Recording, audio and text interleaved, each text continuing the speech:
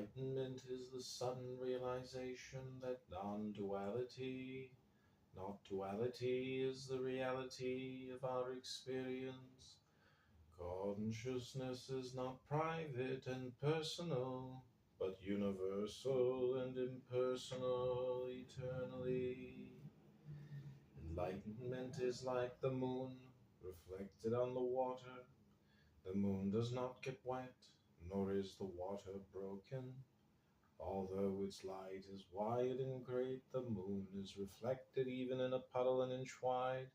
The whole moon and the entire sky are reflected in dewdrops on the grass, or even in one drop of water. Enlightenment does not divide you, just as the moon does not break the water. You cannot hinder enlightenment, just as a drop of water does not hinder the moon in the sky. The depth of the drop is the height of the moon. Each reflection, however long or short its duration, manifests the vastness of the dewdrop and realizes the limitlessness of the moonlight in the sky. Om.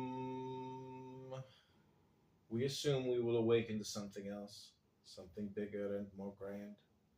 But really, it is awakening to yourself, to what is here, has always been here. That is the startling, refreshing, wonderful good news. Do not think that enlightenment is going to make you special. It's not. If you feel special in any way, then enlightenment has not occurred. I meet a lot of people who think they are enlightened and awake simply because they have had a very moving spiritual experience. They wear their enlightenment on the sleeve like a badge of honor. They sit among friends and talk about how awake they are, or sipping coffee at a cafe. The funny thing about enlightenment is that when it is authentic, there is no one to claim it. Enlightenment is very ordinary. It is nothing special. Rather than making you more special, it is going to make you less special.